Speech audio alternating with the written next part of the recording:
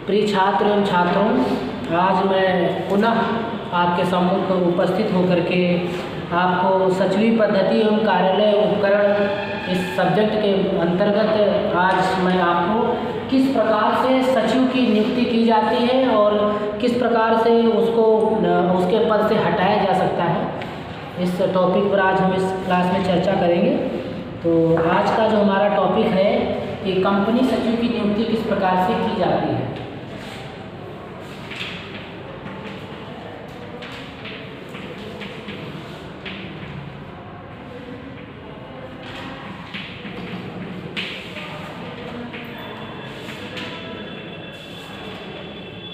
Company सचिव की नियुक्ति, इसकी अगर पूर्व की क्लास की बात करें तो हमने आपको बताया था कि कंपनी सचिव की क्या क्या योग्यताएं निर्धारित है। आपकी भी अगर उसके अंतर्गत क्वालिफिकेशन आपकी आती है तो आप भी इसमें इस फील्ड में ट्राई कर सकते हैं, क्योंकि आपको कार्यालय से संबंधित अच्छी नॉलेज तो है ही, और साथ ही साथ आप जब फाइनल ईयर की क्लास में होंगे अर्थात 4th सेमेस्टर की, उसमें आपको एक कंपनी अधिनियम की एक बुक आपकी इसमें चलती है, company law and banking services. तो उसमें आपको कंपनी के अधिनियमों के बारे में अच्छी तरीके से और जानकारी मिलेगी। तो जानकारी जब कंपनी अधिनियम के बारे में आपको हो जाएगी और कार्यालय के कार्यों के बारे में आपको जानकारी है ही, टाइपिंग और सॉफ्टवेयर आपको अच्छी तरीके से आती है, तो आप सेक्रेटरी, कंपनी सेक्रेटरी के पद पर आप जाने के लिए प्रयास कर सकते हो।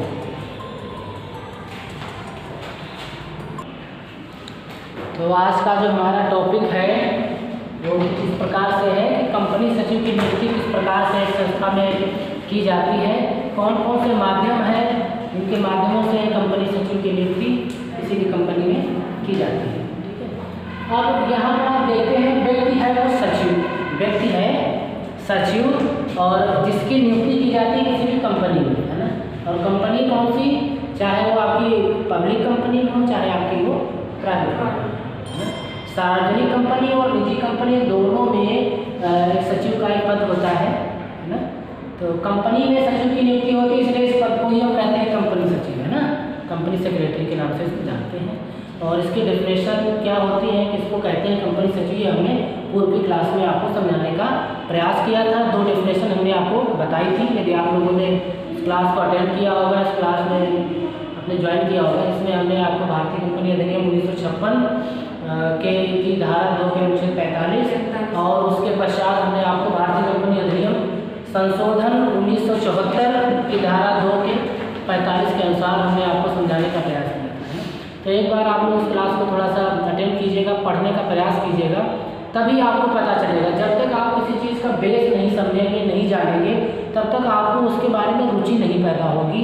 और फिर एक क्लास आप अटेंड करेंगे, दूसरी क्लास आप अटेंड नहीं करेंगे तो आपको जानकारी नहीं हो पाएगी, आपका ज्ञान अधूरा होगा। तो दोनों में हमने आपको बताया था कि डिफरेंस क्या है, संशोधन क्यों करना पड़ा कंपनी सचिव के लिए, और उसमें क्या क्या संशोधन करके क्या ऐड किया गया, ये हमने आपको भी सब स्पष्ट करने का प्रयास किया था। और एक बार फिर से हम जो संशोधन वाले जो 1974 जो संशोधन हुआ था इसका, भारतीय कंपनी अधिनियम का, किसका,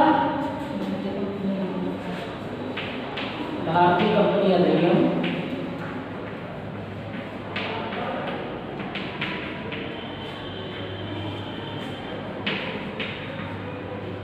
जो भारतीय कंपनी अधिनियम 1974 में जो इसका संशोधन किया गया था, उसमें एक अलग परिभाषा इसकी दी गई थी, है ना। वो परिभाषा क्या थी, 1956 में इसका जो इसकी परिभाषा आई थी उसमें तो बताया गया था कि व्यक्ति भी हो सकता है, कोई संस्था, कोई फर्म, कोई भी कंपनी सचिव हो सकती है। लेकिन जो 1974 में आया उसमें ये कन्फर्म कर दिया गया कि एक संस्था दूसरी संस्था की कंपनी सचिव के रूप में कार्य नहीं कर सकती है।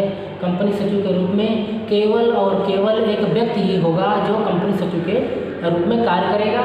और दूसरा, उसमें योग्यताएं उनकी ऐड की गई थी कि कंपनी सचिव के पद पर कौन कार्य कर सकता है, क्योंकि यह कंपनी का एक उच्चतम पदों में से एक पद है, श्रेष्ठ पद होता है, बड़ा पद होता है।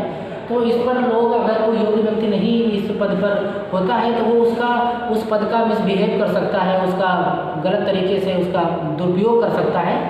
तो इसके लिए भारतीय कंपनी अधिनियम जिस प्रकार से हमारा भारतीय संविधान काम करता है ना, इंडियन कॉन्स्टिट्यूशन, भारतीय संविधान,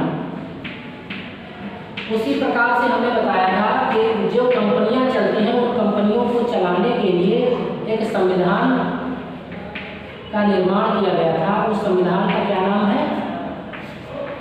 भारतीय कंपनी अधिनियम 1956 इसका मुख्य संविधान था। और जैसे हमारे यहाँ पर अनुसूचियाँ अनुच्छेद जोड़ते जाते संशोधन होता जाता है, वैसे ही इसमें तो ये बिल्कुल हमारे संविधान जैसा ये कार्य करता है। ये कंपनियों के लिए है और ये भारतीय संविधान ये हम सभी प्राणियों के लिए है। उनको संचालित करने के लिए, देश की व्यवस्था को बरकरार रखने के लिए संविधान यहाँ पर बनाया गया था। तो जो हमारा संविधान था जिसमें हमको बताया गया कि हमको किस तरीके से रहना है, किस तरीके से कार्य करना है, सेम उसी प्रकार से भारतीय कंपनी अधिनियम में कंपनी सचिव के बारे में बताया गया कि कंपनी सचिव कौन होगा, है ना। उसमें स्पष्ट किया गया था कि कंपनी सचिव वह व्यक्ति है जो निर्धारित योग्यता रखता है तथा साथ ही साथ जो ऐसे कर्तव्यों को जो अधिनियम के अंतर्गत एक सचिव द्वारा किए जाते हैं। अधिनियम का मतलब है जो भारतीय कंपनी अधिनियम के अंतर्गत एक सचिव के द्वारा किए जाते हैं, ऐसे जितने भी कर्तव्य हैं यदि वो सभी कार्य कंपनी सचिव के द्वारा एक सचिव के द्वारा किए जाते हैं तथा कार्यालय के जितने भी कार्यालयीय कार्य होते हैं और जो प्रशासनिक कार्यों को करने के लिए जो नियुक्त किया जाता है वो व्यक्ति आपका कंपनी सचिव कहलाता है। उसको कंपनी सचिव की संज्ञा दी जा सकती है, ठीक है। और इसमें योग्यताएं बताइए। पहले वाले में जब आपने देखा था उसमें योग्यताओं का कहीं पर कोई जिक्र नहीं था, लेकिन इसमें योग्यताओं के बारे में आपको बताया गया कि कंपनी सचिव कैसे बनेगा। हमने आपको बताया भी था कि कंपनियों को दो भागों में बाइफरकेट कर दिया गया था, वर्गीकृत कर दिया गया था, है ना। जिनका टर्नओवर ज़्यादा है, जिनका टर्नओवर कम है ना। तो कम टर्नओवर की तरफ अगर आप थोड़ा सा ध्यान देंगे तो आप लोग भी एक दिन बेशक कंपनी सचिव के रूप में जरूर काम कर सकते हैं, क्योंकि उसमें क्वालिफिकेशंस बहुत सिंपल क्वालिफिकेशन दी हुई है। MBA आप कर लीजिए, है ना, या फिर आप मास्टर डिग्री आप कर लीजिए, उसमें BCom M.Com कर लीजिए, है ना, लॉ की डिग्री हासिल कर लीजिए और आपके पास ये तो डिप्लोमा आपके पास में है ही, आपके बेहद काम आने वाला है ना। तो आप वहाँ पर जरूर पहुँच जाएंगे। तो अपनी योग्यता को बढ़ाते रहिए, अपने अनुभव को बढ़ाते रहिए, अपने कार्य करने का जो तौर तरीका है उसको सुदृढ़ कीजिए, अपनी जानकारी कलेक्ट कीजिए। कि जो हमने आपको दूसरा चैप्टर पढ़ाया था उस चैप्टर का क्या नाम था? Source of information. एक कंपनी सचिव के लिए सोर्स ऑफ इन्फॉर्मेशन का होना एक बहुत बड़ी बात है, क्योंकि उसे सभी तथ्यों से अवगत होना बेहद ज़रूरी है, क्योंकि उसे एक कंपनी को रन करना है, कंपनी को चलाना है, उसको बेहद ऊंचाइयों तक लेकर के जाना है, ठीक है। तो कंपनी सचिव क्या होता है, उसकी क्या परिभाषा भारतीय कंपनी अधिनियम 1974 में दी गई है, इससे आप सभी लोग अवगत ही होंगे। तो एक बार आप सभी लोग उसको जरूर पढ़ लेंगे, इसको जरूर समझने का प्रयास करेंगे। अब हम यहाँ पर आपको समझाने का प्रयास करते हैं कि कंपनी सचिव की नियुक्ति किस प्रकार से की जाती है, वो माध्यम कौन कौन से हैं जिनके आधार पर कंपनी सचिव की नियुक्ति की जाती है। तो कई माध्यम हैं, कई माध्यमों से कंपनी सचिव की नियुक्ति की जाती है, जिसमें अगर हम प्रथम बात करें तो प्रथम है आपका प्रवर्तकों के द्वारा। इसके द्वारा प्रवर्तकों के द्वारा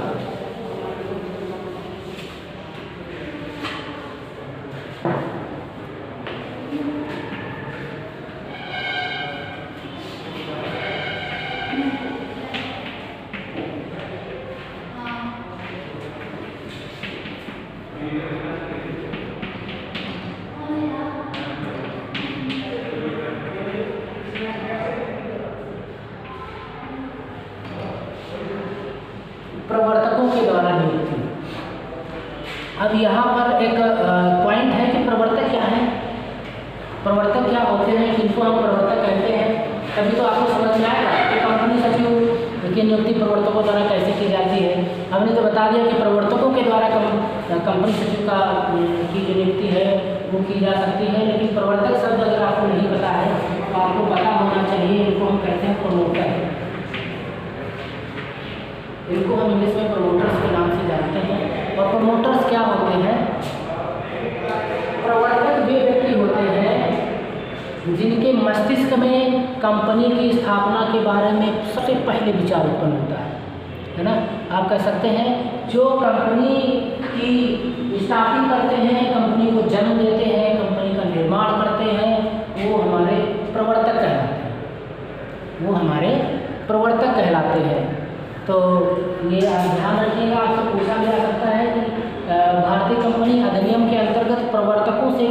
कराया जाता है ना। तो इसका जो संबंध भारतीय कंपनी अधिनियम का संबंध किससे होता है?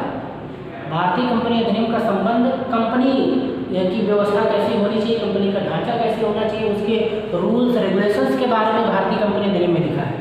ठीक है, अगर आप उसको देखें तो उसका क्या नाम है? भारतीय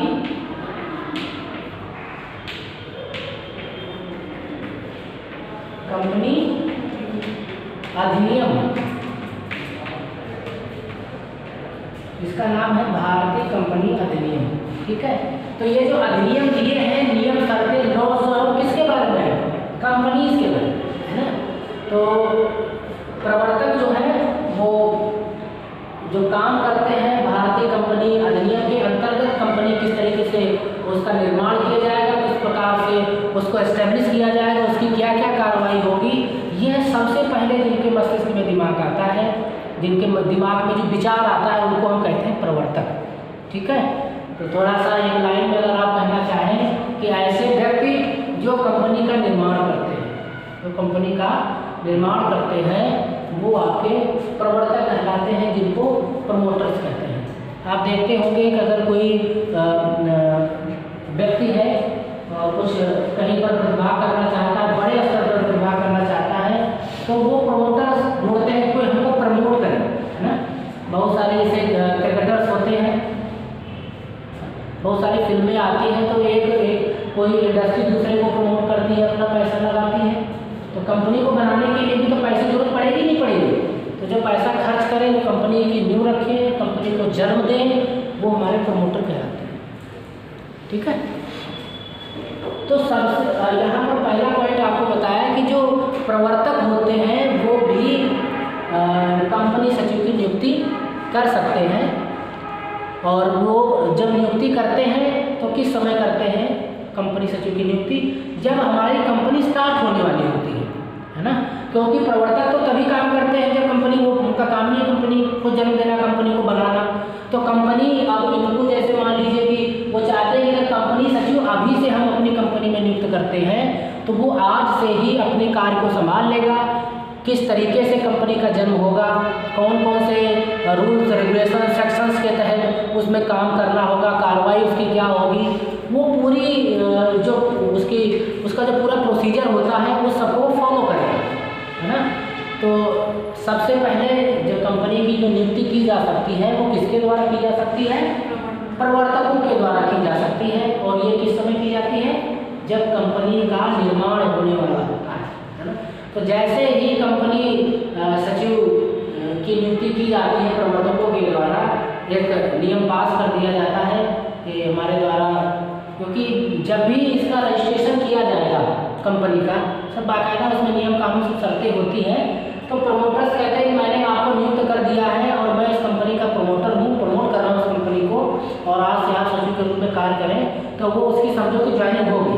ठीक है, और वो अब कंपनी का निर्माण कैसे होगा, उसमें कौन कौन से कागजों की जरूरत पड़ेगी, कौन कौन से अहम पहलू, अहम तथ्य उसको ध्यान में रखने हैं, जिससे उसकी कंपनी को आगे चल कर के फ्यूचर में किसी प्रकार की कोई दिक्कत, किसी का उसे सामना ना करना पड़े, तो वो अपनी कार्रवाई को स्टार्ट कर देता है। और उसके पश्चात जब कंपनी का निर्माण हो जाता है, ठीक है, और जब पहली हमारी कंपनी में बोर्ड ऑफ डायरेक्टर्स की मीटिंग होती है, पहली बोर्ड ऑफ डायरेक्टर्स की मीटिंग होती है, अर्थात संचालकों की मीटिंग होती है, जो संचालक होते हैं, जो क्या होते हैं संचालक, है ना। बोर्ड ऑफ डायरेक्टर्स कहते हैं जो कंपनी को चलाते हैं, डायरेक्शन देते हैं। तो उसमें क्या करना है कि जैसे ही इसकी प्रथम बैठक होती है,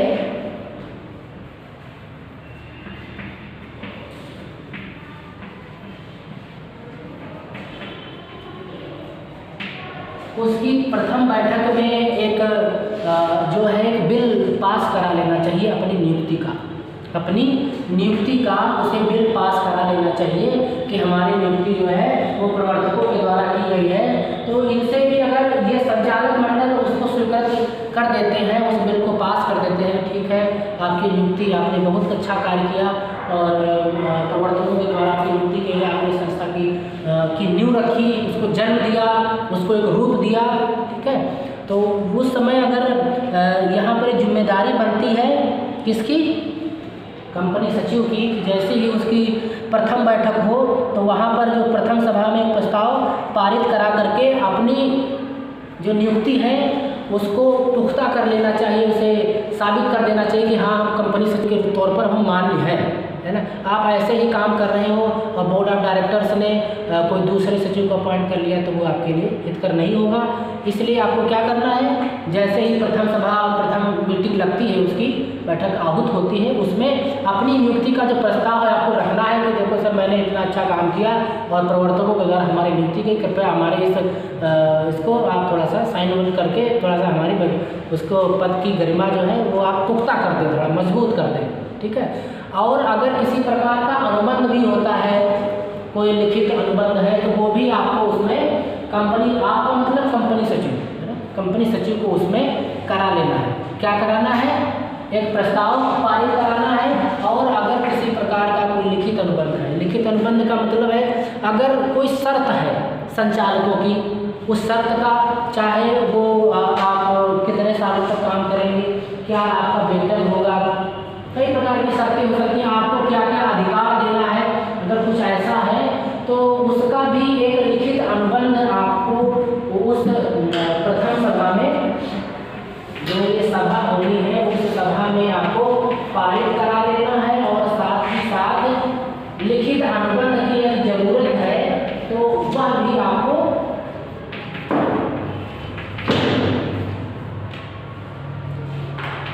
अनुबंध का मतलब समझ रहे हैं, अनुबंध मतलब जैसे आप लोगों के एफिडेविट होते हैं, है ना, जिसमें एक दूसरे की शर्तें जो हैं वो लिखित रूप में लिख करके रख ली जाती हैं, जिसको फिर कोई भी नकार नहीं सकता है। और सत्ता पड़ने पर यदि आपको जरूरत है तो आप उसे अगर कोर्ट में भी उसको प्रस्तुत करते हैं तो उसको भी जज के द्वारा स्वीकृति मिलती है।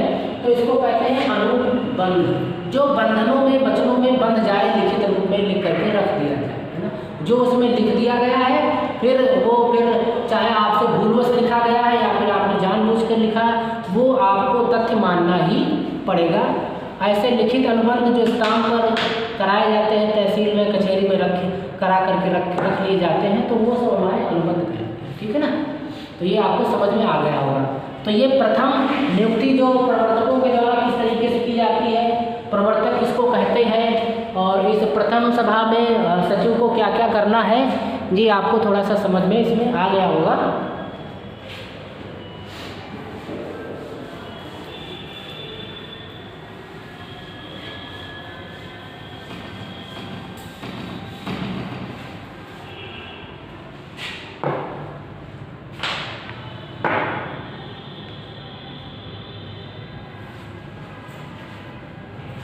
दूसरा है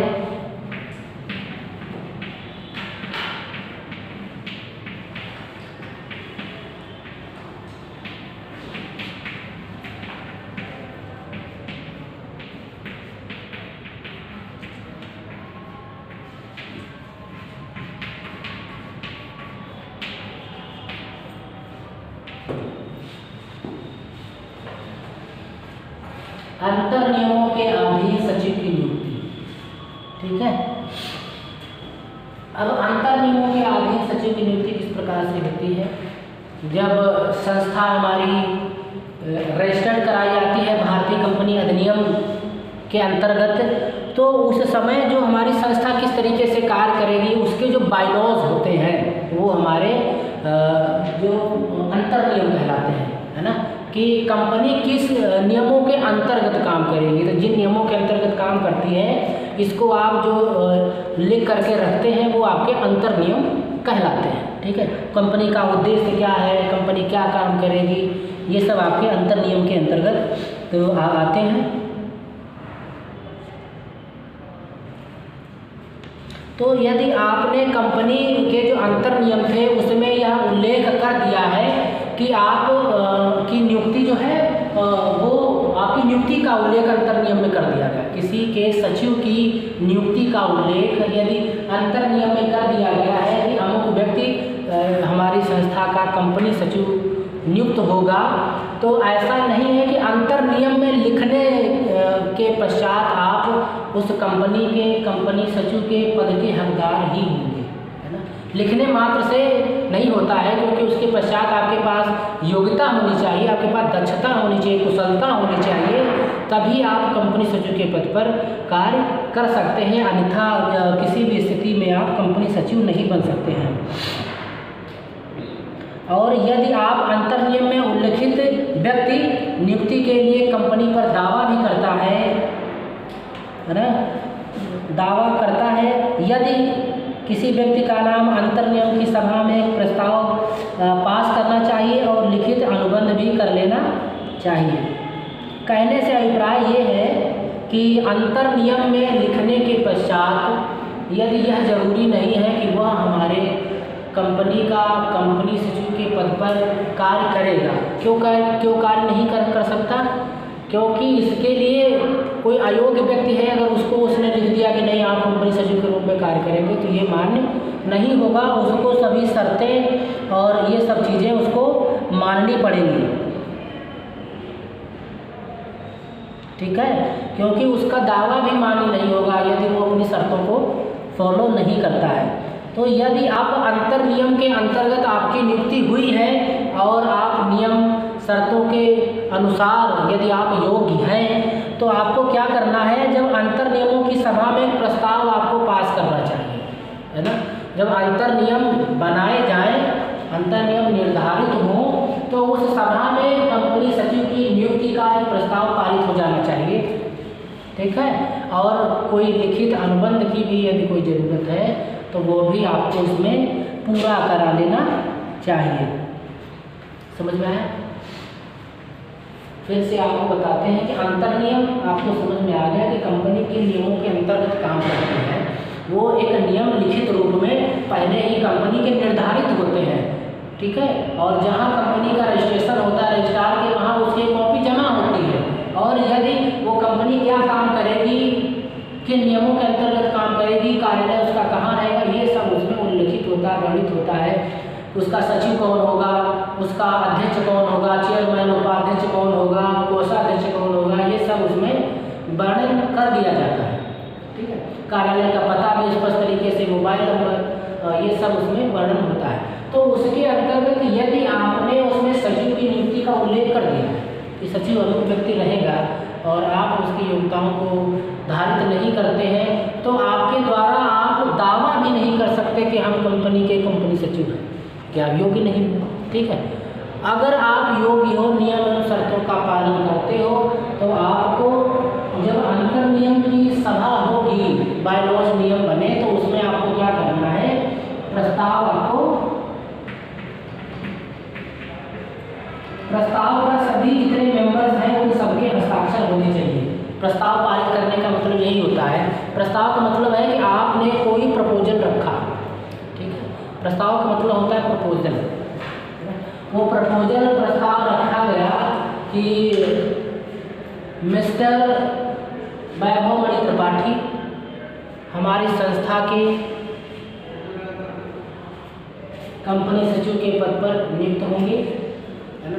अगर ऐसा कुछ उसमें वर्णन कर दिया गया है, तो जब अंतर्नियम की सभा होगी तो उसमें जितने भी मेंबर्स हैं उन सबके समूह का जो प्रस्ताव रखा गया, तो सभी उसको पारित करें, स्वीकृति दें। इसको स्वीकृति देने का मतलब है कि सभी एक्सेप्ट करें।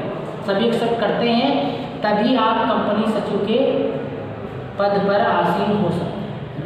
तो प्रस्ताव आपको उसमें पारित करवाना है। और कोई लिखित अनुबंध है तो वो भी आपको उसमें कर लेना है।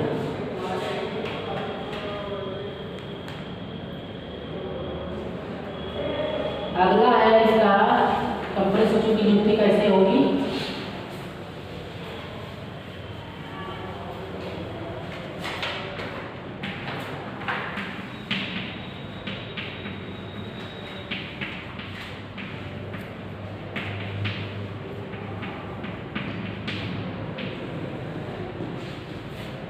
संचालकों के द्वारा, ठीक है। अब संचालक क्या होते हैं ये भी आपको पता होना चाहिए, तभी तो आप अच्छी तरीके से एक कंपनी सचिव के बारे में जान पाएंगे। तो विस्तार से तो आपको मैंने बताया कि नेक्स्ट ईयर आपको नेक्स्ट टाइम में आपको पढ़ने के लिए मिलेगा। यहाँ पर भी आपको बातें पता होनी चाहिए। संचालक का मतलब होता है चलाने वाला, है ना। तो कंपनी को जो चलाने वाले मेंबर होते हैं, जो अधिकारी गण होते हैं, जो कंपनी को रन करने में अपनी भूमिका अदा करते हैं, उनको हम कहते हैं संचालक, है ना।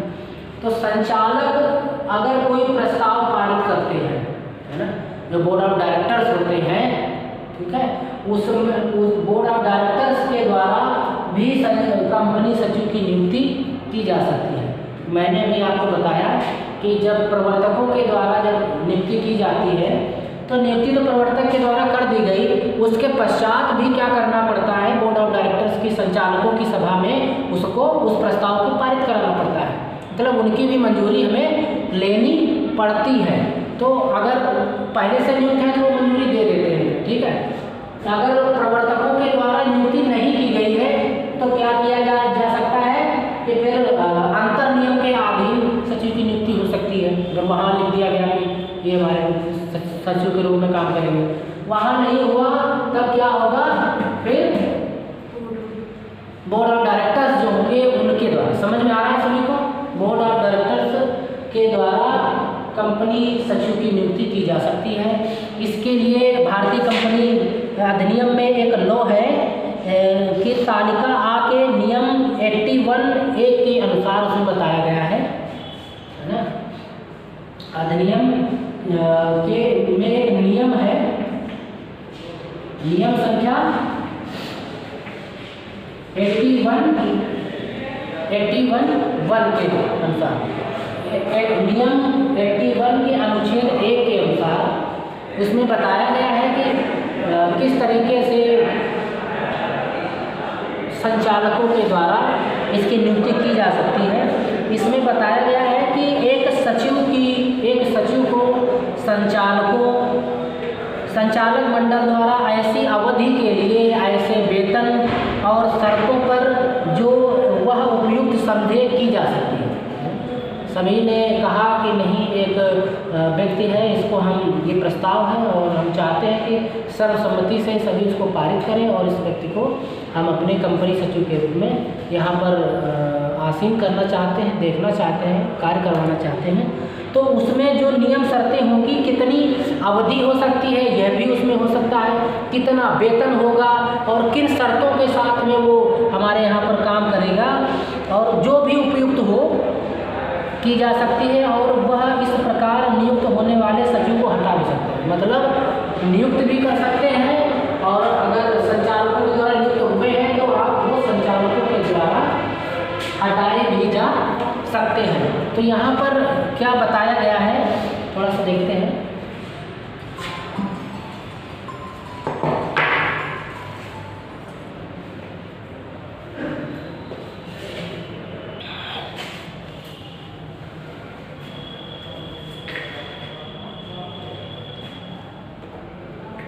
तो इसमें बताया गया है कंपनी अधिनियम, अगर संचालकों के द्वारा नियुक्त करनी है तो कंपनी अधिनियम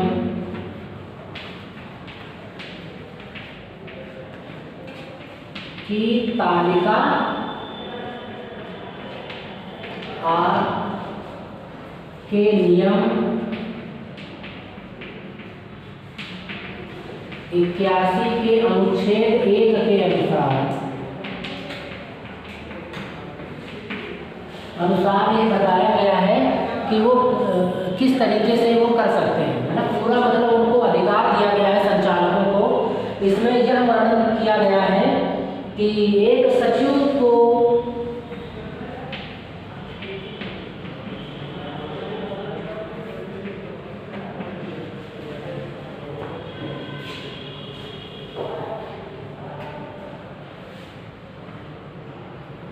की नियुक्ति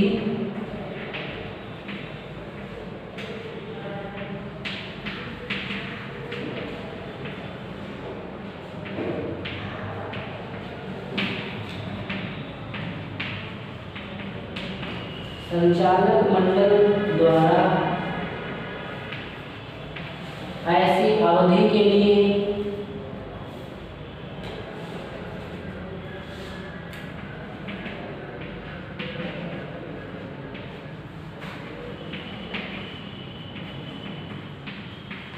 के लिए ऐसे वेतन एवं शर्तों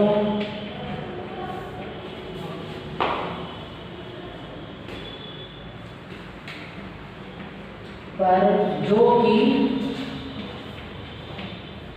वह उपयुक्त समझे।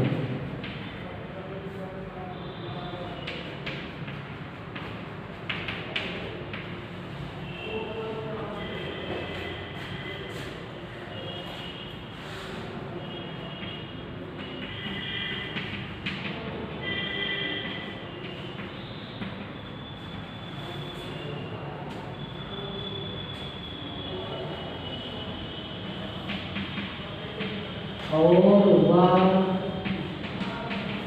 इस प्रकार नियुक्त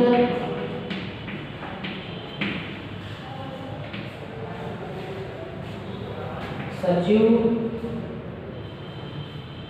नियुक्त होने वाले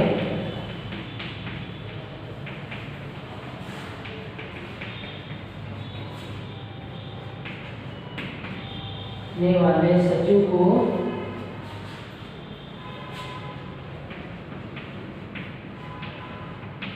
हटाया भी जा सकता है।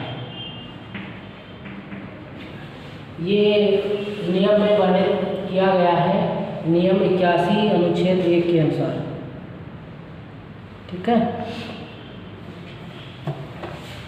तो आपने देखा कि जो संचालक मंडल है वो संचालक मंडल जब नियुक्ति करेगा कंपनी सचिव की तो वो किस किस उसमें क्या क्या कर सकता है, सारी इसमें छूट दी गई है। इसमें ये बताया गया है कि वो कितनी अवधि के लिए कर सकता है, अगर वो चाहे तो वो इसमें ये भी मेंशन कर सकता है, वेतन कितना रहेगा वो ये भी, और अन्य जितनी भी शर्तें हैं, क्या अधिकार क्षेत्र उसका रहेगा, किसको उसे रिपोर्ट करना है, क्या क्या कार्य उसे करने हैं, ये सब वो इसमें कर सकता है शर्तों पर जो कि वह उपयुक्त समझे। और भी अगर कुछ उपयुक्त समझता है कि वो इसमें इनके दायरे में आना चाहिए तो वो भी उसको दिया जा सकता है। और यदि इस तरीके से इस अनुच्छेद के तहत नियुक्त किया गया है उसे, तो उसको संचालक मंडल हटा भी सकते हैं। ठीक है,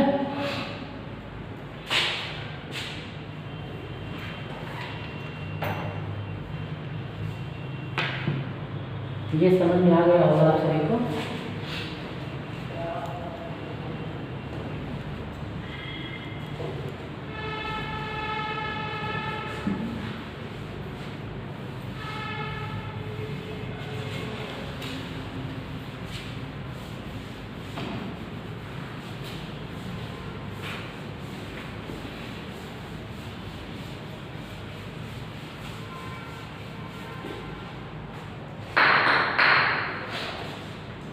अब नेक्स्ट है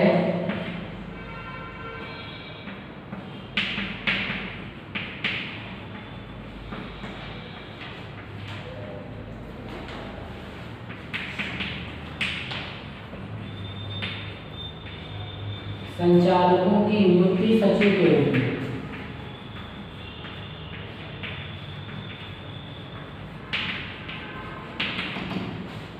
यहाँ पर थोड़ा सा आपको समझना है। अब तक ये था कि सचिव की नियुक्ति किस प्रकार से होगी, अब ये है कि सचिव और भी कोई बन सकता है क्या, है ना। तो इसमें ये बताया गया कि संचालकों की नियुक्ति सचिव के रूप में किस तरीके से हो सकती है।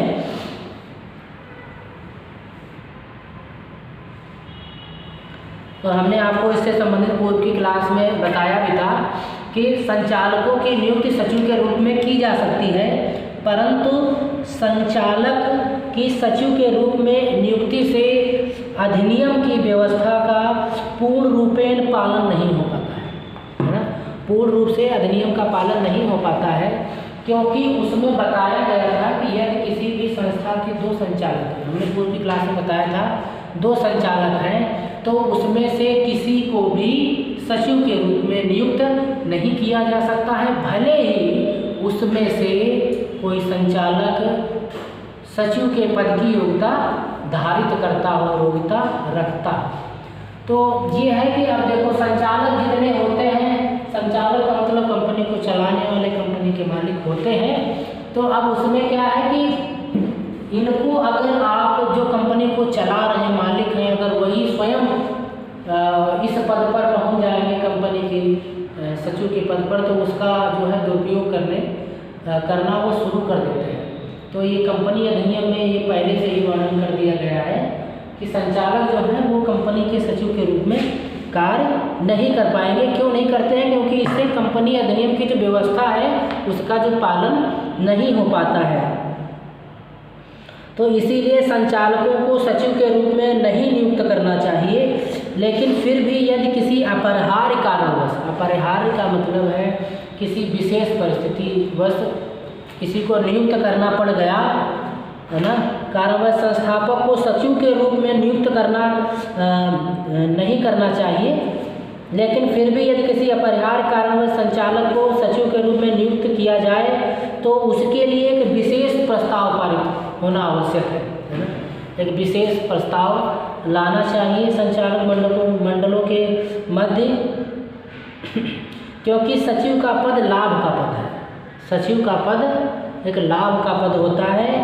और इस संबंध में भारतीय कंपनी अधिनियम संशोधन अधिनियम 1974 की धारा 383 सेक्शन ए के अंतर्गत यह प्रावधान किया गया है कि यदि किसी कंपनी में केवल 2 संचालक हैं तो उसमें से कोई भी कंपनी का सचिव नियुक्त नहीं किया जा सकता है। तो हम संचालकों को कंपनी अधिनियम, क्या हम संचालकों को सचिव के पद के रूप में नियुक्त कर सकते हैं? तो अगर आपसे अधिनियम के अंतर्गत पूछा जाए तो आप कहेंगे कि भारतीय कंपनी अधिनियम के अंतर्गत हम किसी संचालक को सचिव के रूप में नियुक्त नहीं कर सकते हैं। क्यों नहीं कर सकते हैं? क्योंकि उसमें उसके बायलॉज में ये लिखा हुआ है कि उसको नियुक्त नहीं करना है, क्योंकि वह एक लाभ का पद होता है। लोग उसका दुरुपयोग करना शुरू कर देते हैं। लेकिन अगर किसी भी अपरिहार्य स्थिति में, किसी विशेष स्थिति में करना ही पड़ जाए तो उस स्थिति में क्या करना है? विशेष प्रस्ताव पहले पारित होना चाहिए। प्रस्ताव पारित होने का मतलब ये है कि नहीं, इसको क्यों बनाया जा रहा है। प्रस्ताव में यही होगा, क्योंकि अब अगर प्रस्ताव नहीं लाया जाएगा तो ये उल्लंघन होगा भारतीय कंपनी अधिनियम का। क्लियर? तो उस उल्लंघन ना हो तो उसमें नियम शर्तें सब दी जाएंगी कि अगर यह व्यक्ति इन कामों से दूर रहेगा, ये काम क्या करेगा, इसका कार्यक्षेत्र क्या रहेगा, दायरा क्या रहेगा, है ना। शर्तें जो होंगी वो सभी शर्तें उसमें उसको फॉलो करनी पड़ेंगी, तभी उसको हम कहेंगे विशेष प्रस्ताव, है ना। एक विशेष प्रस्ताव लाया जाएगा और उसे पारित कराया जाएगा कि संचालक को क्या क्या अधिकार दिए जाएंगे, इसको कार्य क्या क्या करने हैं, और उनके अंतर्गत यदि वो उनका उल्लंघन करता है तो उसको सचिव के पद से हटना पड़ेगा, उसे हटाया जा सकता है। ठीक है, जैसे कि मान लो दूसरे सचिव बना दिया गया। अब अभी आपको मैंने बताया कि एक लाभ का पद होता है पैसे का, और वो जमाखोरी करने लगे, पैसाखोरी, घूसखोरी करने लग जाए तो ये समझो कि वो सचिव के पद का उल्लंघन कर रहे हैं। तो उनको जो विशेष प्रस्ताव पारित हुआ था उसके अनुसार क्या करना होगा, उनको सचिव के पद से हटना होगा। ठीक है, क्योंकि इसमें अनुच्छेद में बताया गया है 383 के अनुच्छेद ए के अंतर्गत कि 2 संचालकों में से किसी को भी, यदि संस्था के 2 भी संचालक हैं उसमें से भी किसी को भी नहीं बनाया जा सकता है, भले ही वो निर्धारित योग्यता रखते हो। जो कंपनी सचिव की योग्यता होती है उसका यदि वो पालन भी करते हैं तब भी उनको कंपनी का सचिव नियुक्त नहीं किया जा सकता है। और उसका नेक्स्ट देखिए, समझ में आ गया होगा आपको कि कब हम इसको बना सकते हैं, नियुक्त कर सकते हैं, और क्यों इसको नहीं नियुक्त कर सकते हैं, ये भी आपको समझ में आ गया। अगला है नेक्स्ट,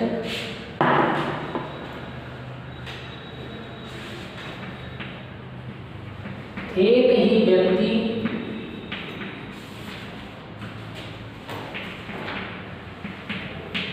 एक से अधिक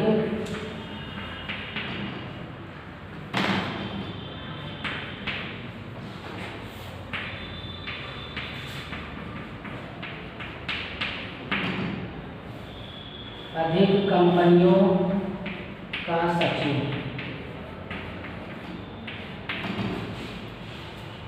इसके बारे में भी हमने आपको बताया था कि जो हमारा कंपनी अधिनियम 1974 है, इसमें यह बताया गया था कि कोई कंपनी को हम सचिव के रूप में नियुक्त नहीं कर सकते हैं और एक ही व्यक्ति एक से अधिक कंपनियों का सचिव नहीं हो सकता है। ठीक है, ये हमने आपको क्लियर करने का प्रयास किया था, लेकिन इसमें एक कंडीशन बताई गई। वो कंडीशन ये थी कि यदि कंपनी की जो इनकम है वो उसका टर्नओवर है वो 25 लाख से यदि कम है, क्या है 25 लाख से तो कम है, तो एक व्यक्ति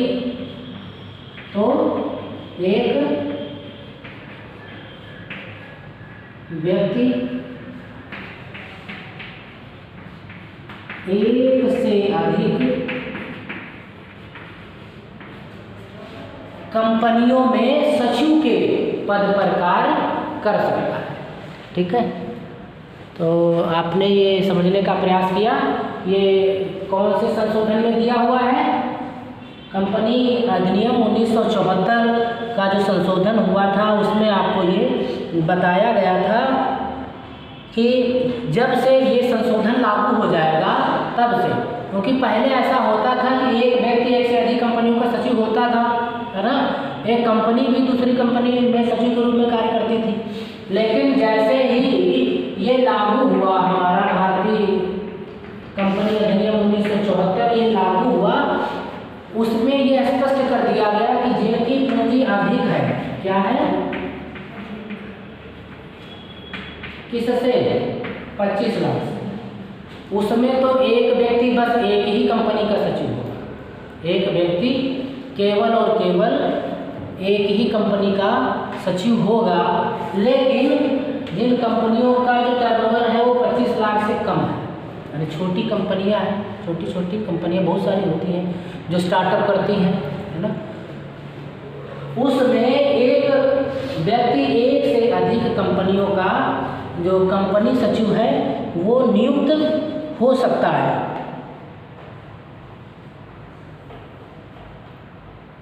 लेकिन ऐसी स्थिति में उसे प्रत्येक कंपनी के गोपनीय मामलों को उस समय तक गुप्त रखना है जब तक ऐसा करना उसका कर्तव्य ना हो। ऐसा करना उसका कर्तव्य ना हो तब तक उसको गुप्त रखना है। मतलब वो ऐसा नहीं है कि एक पर्सन है ना, एक पर्सन है और ये महोदय कई सारी कंपनियों के ये कंपनी सचिव के रूप में कार्य करते हैं। सपोज करो 5 कंपनियों के कंपनी सचिव के रूप में ये कार्य कर रहे हैं। ठीक है, अब कंपनी 1 2 3 4 5, ठीक। अब हर कंपनी में बहुत सारे गोपनीय काम होते हैं, है ना। तो वो क्या करें कि एक कंपनी की गोपनीयता को भंग करके दूसरी कंपनी के सदस्यों को बता दें वहाँ ऐसा काम हो रहा है तो आप उसको ऐसा कर लो तो आपका इनकम हो जाएगी, यहाँ का वहाँ कर दें। तो अगर ऐसा करता हुआ वो पाया जाता है, उस पर इस बात का आक्षेप लगता है, उस पर दोष लगता है, तो वह कंपनी समझ जाइए कि उसने कंपनी अधिनियम का उल्लंघन किया है, वह सचिव के पद पर कार्य करने योग्य व्यक्ति नहीं है। तो ऐसी स्थिति में उसको अपने पद को छोड़ना पड़ेगा और उसके खिलाफ जो अग्रिम कार्रवाई होगी जो भारतीय कंपनी अधिनियम में दी गई है उसको उसके खिलाफ करना पड़ेगा। तो ऐसे में उसको क्या करना है कि जितने भी गोपनीय मामले हैं, प्रत्येक कंपनी के जितने भी गोपनीय मामले हैं उनको गोपनीयता के अंतर्गत ही उनको रखना है, उनको गोपनीय ही रखना है। इधर की बात उधर तब वो कंपनी में एक से अधिक कंपनियों में कंपनी सचिव के रूप में कार्य कर सकता है। तो आपको ये समझ में आ गया होगा। आपसे अगर पूछा जाए कि क्या एक व्यक्ति एक से अधिक कंपनियों में कंपनी सचिव के रूप में नियुक्त हो सकता है, तो क्या जवाब होना चाहिए? हाँ, हो सकता है, लेकिन उसमें शर्तें हैं कि यदि टर्नओवर 25 लाख से ज़्यादा है तो उसमें नहीं हो सकता है, या छोटी कंपनियां हैं 25 लाख से कम है तो एक व्यक्ति एक से अधिक कंपनियों में कंपनी सचिव के रूप में कार्य कर सकता है। तो ये सब आज आपने ये समझने का प्रयास किया होगा कि कंपनी सचिव की नियुक्ति किस तरीके से की जाती है। इसमें हमने आपको बताया था, कई सारे पॉइंट हमने बताए कि किस आधार पर कंपनी सचिव की नियुक्ति की जाती है। पहला हमने क्या बताया आपको कि प्रवर्तकों के द्वारा, ठीक है, पहला है आपका प्रवर्तकों के द्वारा।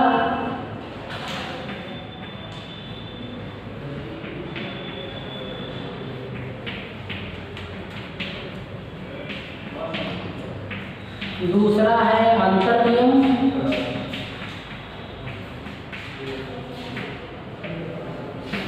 अंतर्नियमों के अधीन।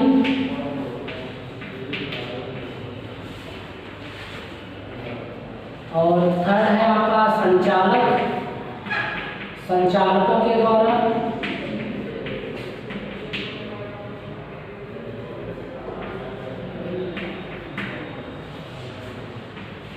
फोर्थ है सचिव,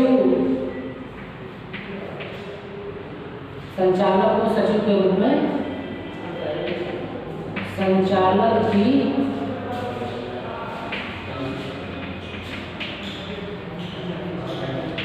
सचिव के रूप में नियुक्ति। माध्यम तो ये भी है, इस माध्यम से भी नियुक्त किया जा सकता है कंपनी सचिव को, है ना, भले ही वो एक अपरिहार्य परिस्थिति होती, विशेष कारण होता है। और नेक्स्ट है कि एक ही व्यक्ति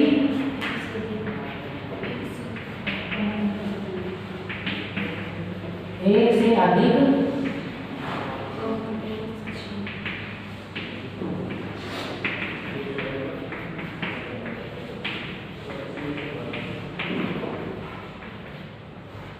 कंपनियों का सचिव किस तरीके से नियुक्त हो सकता है। तो ये आपने समझने का प्रयास किया होगा। अगर कहीं पर किसी को कुछ समझ में नहीं आया है तो एक बार थोड़ा सा इसको क्लास को जिसने अटेंड किया है या नहीं किया है, 2 बार जब इस वीडियो को देखेगा तो बेशक आपको समझ में आ जाएगा। फिर भी अगर कहीं पर कोई आपको डाउट है तो हम आपको फिर से समझाने का प्रयास करेंगे और जो आपके डाउट हैं उनको क्लियर करने का प्रयास करेंगे। तो इसी के साथ इस क्लास को यहीं पर वाइंड अप करते हैं। तब तक अपना ध्यान रखिए और अपने घर पर ही रह करके अपना पढ़ने का प्रयास कीजिए।